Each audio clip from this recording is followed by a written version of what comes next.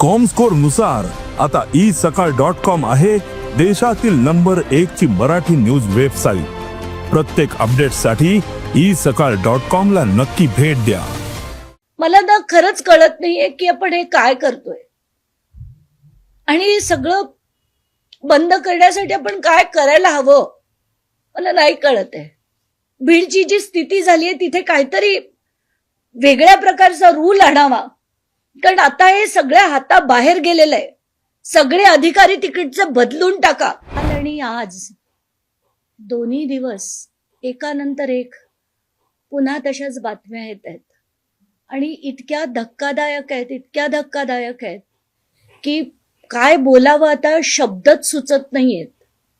आत्ताच 5 मिनिटापूर्वी बीडमध्ये आष्टी तालुक्यात पुन्हा अशी एक अतिशय हलवून टाकणारी अशी घटना घडली आहे।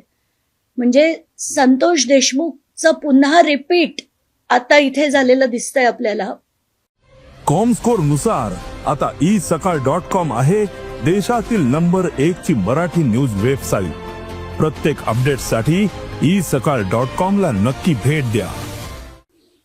एक विलास बनसोड नावाचा अतिशय छोटा 23-24 वर्षाचा मुलगा जो एका ठिकाणी एक क्षीरसागर कुटुंब होतं, त्यांच्याकडे तो ट्रक ड्रायव्हर म्हणून काम करायचा गेले 4 वर्ष।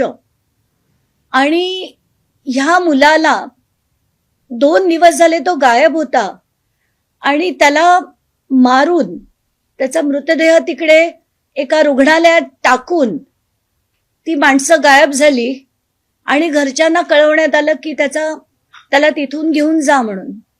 आत्ताच त्यांच्या घरच्यांशी बोलले आणि त्याचे ते पिक्चर्स बघून पुन्हा हलून निघालोय आपण। जसे संतोष देशमुखांचे होते एक्झॅक्टली तशीच पिक्चर्स पुन्हा एकदा आली आहेत आणि हे सगळं बघून काय बोलावं तेच काही कळत नाहीये।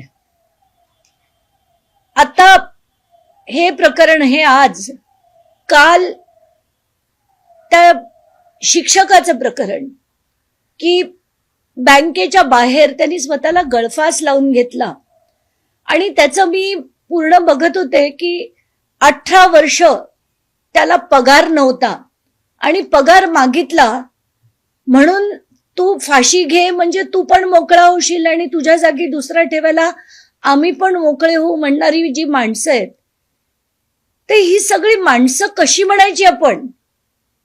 ही जनावर आहेत। हे जे शिक्षकाच्या बाबतीत घडलं, आता या बनसोडेच्या बाबतीत घडलंय, ही माणसं असूच कशी शकतात?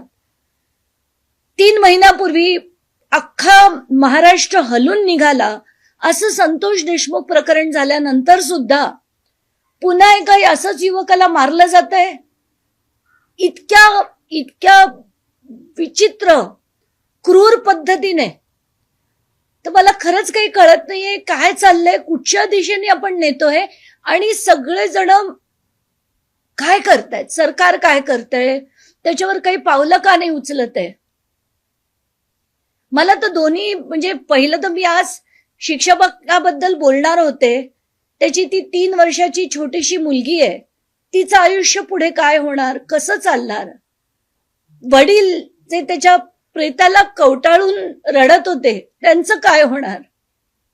हे सगळं ऐकून ना असं डोकं असं सुन्न होतं, विचार करण्याची क्षमता बंद होते आपली। मला ना खरंच कळत नाहीये की आपण हे काय करतोय आणि सगळं बंद करण्यासाठी आपण काय करायला हवं मला नाही कळत आहे। आज ते शिक्षकाच्या घरी पण इतकी त्याचे मी सगळे आझाद मैदानचे आंदोलनाचे फोटो बघितले, त्याची ते व्हिडिओज बघितले। 6 फेब्रुवारी पासून 26 फेब्रुवारी पर्यंत आझाद मैदानला त्यांनी आंदोलन केलं। काय साध्य झालं? तो आझाद मैदान म्हणजे सगळ्यात मोठा डिप्रेसिंग पॉइंट आहे मुंबईचा। कुठून महाराष्ट्रभरातनं लोक येतात, तिथे आंदोलनं करतात। एक अपेक्षा असते की सरकारने त्या आंदोलनाची नोंद घ्यावी, दखल घ्यावी, काहीतरी कारवाई करावी। पण कुठे कधी काही कारवाई होत नाही. सगळे येतात त्याच पावलांनी परत जातात.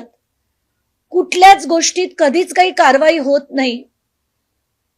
आणि तसंच याच्या बाबतीत झालं. 2023 मध्ये त्यांनी ते आंदोलन केलं आणि 2 वर्ष काही झालं नाही म्हणून शेवटी त्याला प्राण द्यावे लागले. आता बास करा. तुमच्या त्या ड्रामामध्ये कोणाला इंटरेस्ट नाहीये. औरंगजेबाची कबर काय, काय झटका काय, मटका काय, हलाल काय, सगळी चर्चा ही याच्यावर चालते. आणि याच्यावर चर्चा कोण करणार? कायदा सुव्यवस्था कशी जागेवर परत आणणार? हे मृत्यू कसे थांबवणार? ही दहशत कशी थांबवणार? याच्यावर सरकार कधी चर्चा करणार? विरोधी पक्ष कधी चर्चा करणार? का हाच फालतूपणा आपण वर्षानुवर्ष महाराष्ट्रात बघत राहायचा? ते तरी एकदा सांगा आम्हाला. बास करा आता. हात जोडून विनंती आहे सगळ्यांना, सत्ताधारी पक्षाला पण, विरोधी पक्षाला पण, पोलिसांना पण, सगळ्या यंत्रणांना पण हात जोडून विनंती आहे आता. जरा काहीतरी महाराष्ट्राच्या भल्यासाठी करा आता. बास. आज आता जो पुन्हा एक मृत्यू झालाय त्याचे तर चित्र तीच आहेत, तशीच आहेत, संतोष देशमुखांसारखीच आहेत. रात्री 1:30 वाजता हे सगळं कळलंय. हलून निघालं होतंय. विनंती आहे सगळं थांबवा आता. मुख्यमंत्र्यांनी आता तरी अधिवेशनात काहीतरी सांगावं. बीडची जी स्थिती झाली आहे तिथे काहीतरी वेगळ्या प्रकारचा रूल आणावा. कारण आता हे सगळ्या हाताबाहेर गेलेलं आहे. सगळे अधिकारी तिकडचे बदलून टाका. कारण ही सिस्टम त्यांची अगदी घाण सडवून टाकलेली सिस्टम आहे. तिथे ती आता बदला प्लीज. धन्यवाद.